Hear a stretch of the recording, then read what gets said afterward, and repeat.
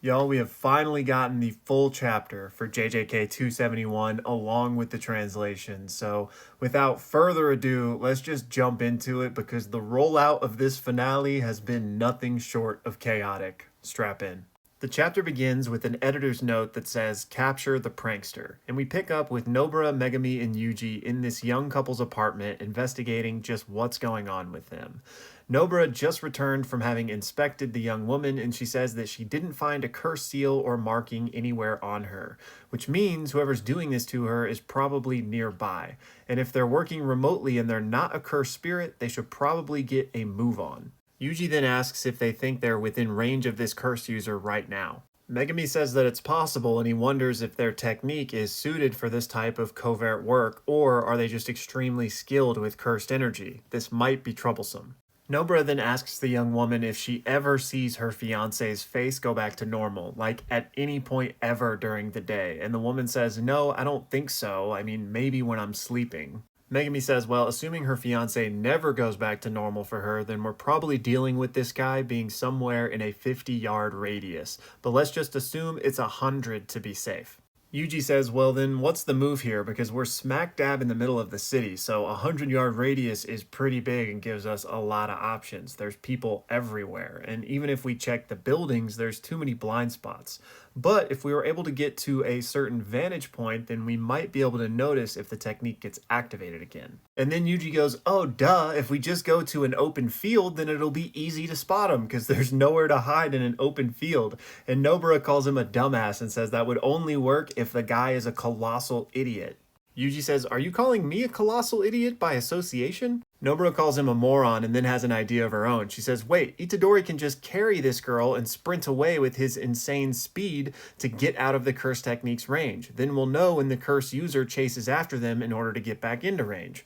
But then they realize that the guy probably won't chase them, so this also isn't a good idea. After she realizes this, Yuji says, who's the moron now, Kugisaki? Then they suggest, what if we send them away on a trip and then we just kind of stay back and see if we can see this guy? And they're like, well, we don't know if that's going to work because the curse user will probably be able to accurately track them with the technique, and we'll just be relying on our eyes to somehow find them. Yuji continues and says, yeah, if we do send him on a trip, then when they come back, perhaps the curse user would have to reactivate his technique and we could find him based on that reactivation.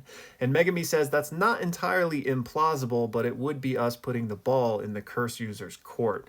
And Nobara says, don't you have anything to say besides complaints? And Yuji goes, yeah, plus you're making out this curse user dude to be really smart.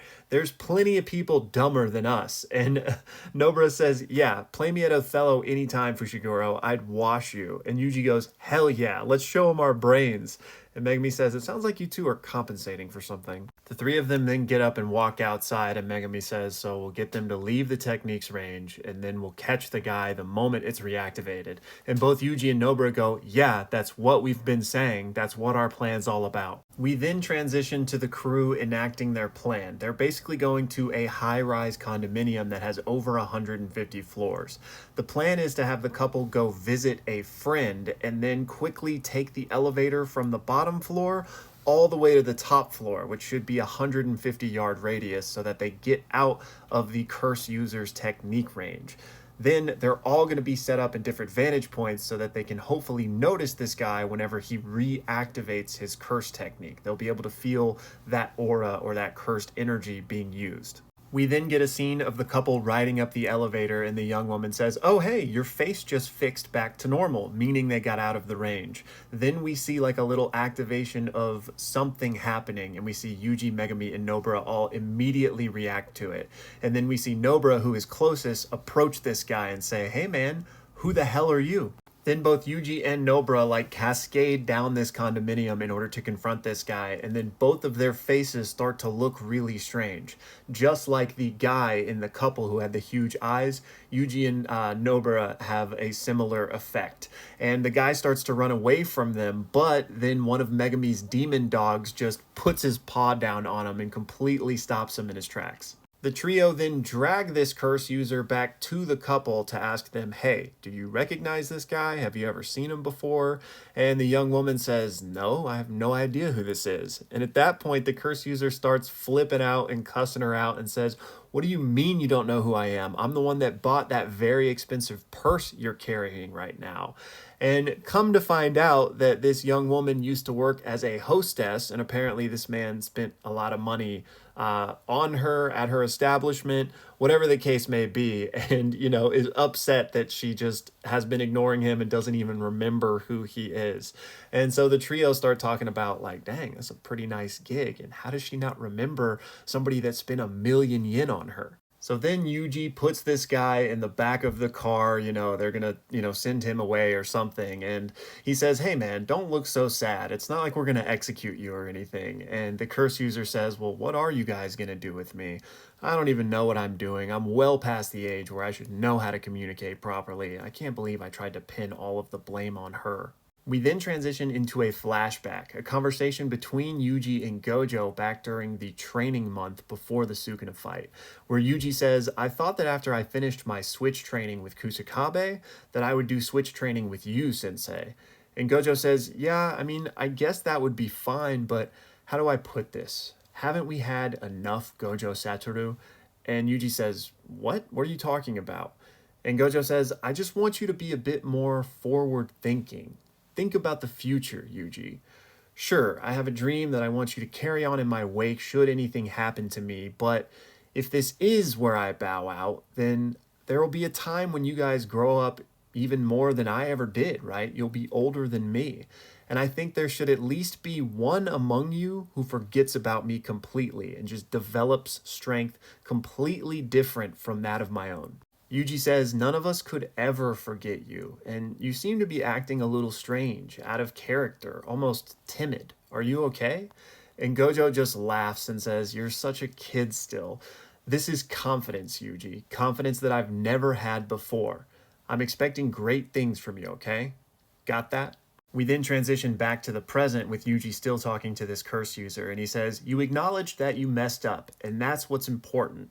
Take some time to reflect, and then come help us on our next mission. I'm expecting great things from you. We then transition to Yuji, Megumi, and Nobara walking away, where Nobara says, hey, by the way, what'd you do with that thing? And Yuji goes, oh, I tossed it. And Nobara goes, what? And he goes, hey, it'll be fine. It's not like it's anything dangerous anymore. And he's looking down at his hand when he says this. So I'm pretty sure he's speaking in reference to one of Sukuna's fingers, the one he created from Yuji's pinky.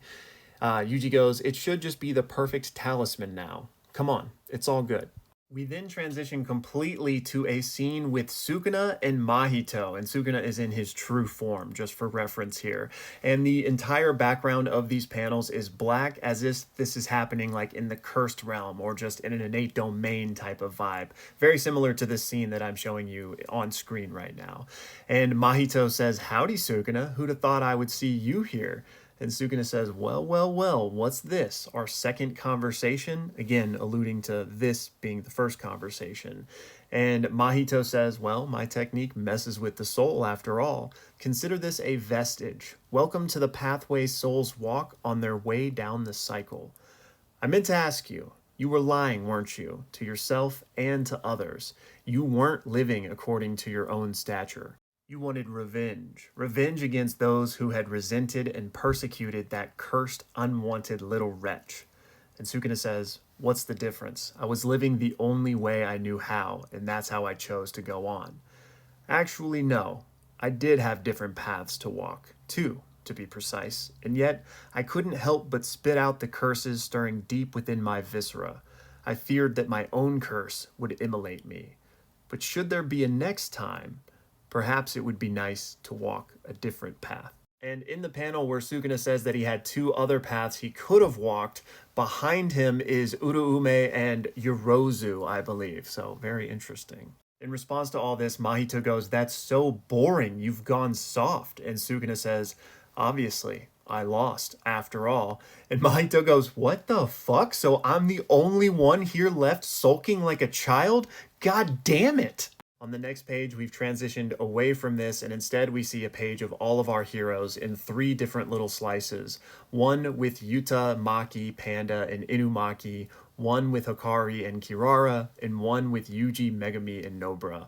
All happy, kind of living their lives. And then the final page of the chapter brings us all the way back to the beginning, back to this little shrine at Yuji's school, where Sukuna's finger was originally housed in order to ward off cursed spirits. We then get a little sound effect creak, and the door of this shrine creaks open a little bit.